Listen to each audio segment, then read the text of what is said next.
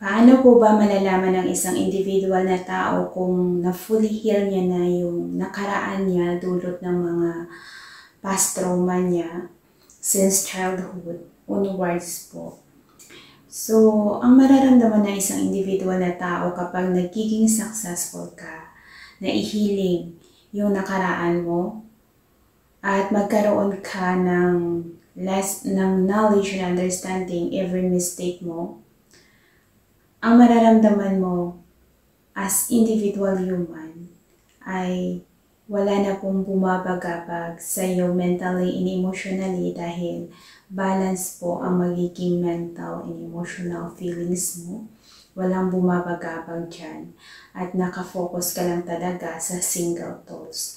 So, ito na po yung moment na you fully aware of your own thoughts dahil single thoughts lang po yan ang papasok sa isipan ng isang tao at dito ka na makakapokus sa moment time which has yung iniisip mo ay kung ano lang yung ginagawa mo in the moment time. Hindi naglalakbay yung isipan mo sa past and future dahil nga na kapag naging successful ka to heal your past, wala na pong bridge na magkukonect sa iyo sa nakaraan.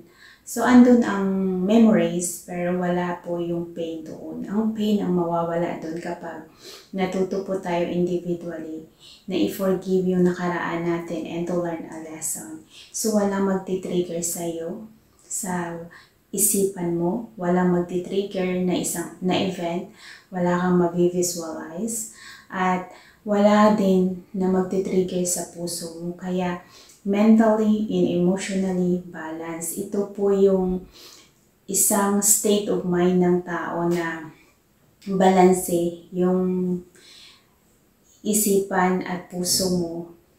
Walang bumabagabag sa'yo. Ito yung moment na balance yung mental and emotional ng tao na makukuha mo kasi ito sa state of meditation, yung balance ang mental and emotional. And ito din kasi ang mangyayari sa isang individual na tao kapag na-fully heal ka na sa nakaraan mo, na-healing mo yung past trauma mo. So, ibig sabihin, your mental and emotional is healing and your soul is na-cleansing siya kung bakit wala mag-trigger sa'yo. And kapag na-fully heal ka na, ito na rin ibig sabihin mentally and emotionally balance ka. Ito yung state ng meditation na balanse po ang mental and emotional ng tao dahil nasa peace of mind siya, which is ma-fully achieve mo siya na kahit dilat yung mata mo, kaya mong, parang nasa state of meditation yung mental and emotional ng tao once na fully heal mo na yung mga past trauma mo since childhood onwards. So, every day you fully aware sa kung ano yung nagaganap in the present time. You fully aware of your own thoughts, yung action mo, lahat ng ginagawa mo sa araw na yun, you are fully aware sa present time mo. So, yun po ang mangyayari sa isang individual na tao kapag naging successful ka na ma-fully heal mo yung nakaraan mo, wala ka ng nakaraan, wala ka din future, but your thoughts is nakafocus siya sa single thoughts which is in the moment time. Kaya balance yung mental and emotional na hindi mo na kailangan mag-meditate para lang i-balance yung mental and emotional feelings mo. But ang mangyayari sa tao na fully healed ay kahit nagising ka, wala talaga yung papasok na mga thoughts na babagabagin ka. Wala po.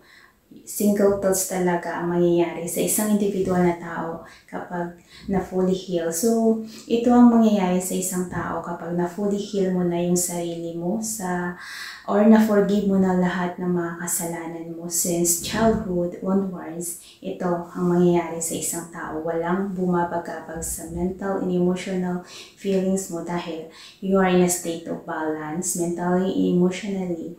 Yan po yung nasa peace of mind ka. At ito yung mararamdaman mo araw-araw dahil you fully aware of your own thoughts, action, and words in the moment time dahil you have a single thoughts lamang sa sarili mo kapag na-heal mo na fully healing mo na yung sarili mo from the past. So ito po yung mangyayari sa tao. Ito po ay nasa 5th density of mind consciousness ng human. Kapag ito na po yung mararamdaman ng isang individual na tao, you reach the 5th density of mind consciousness if you learn to balance your mental and emotional kahit nagising ka at hindi ka nagme-meditate.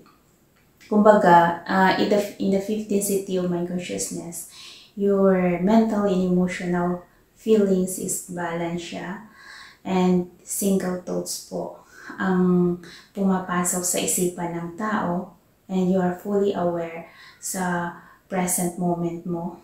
Kung anong ginagawa mo sa araw na yun, you have a may awareness ka talaga sa kung anong nagaganap sa buhay mo araw-araw. Kaya ito yung nangyayari sa tao na fully healing niya talaga, na naging successful ka talaga, na nahealing mo na lahat ng mga kasalanan mo and you learn a lot of lesson in every mistake mo.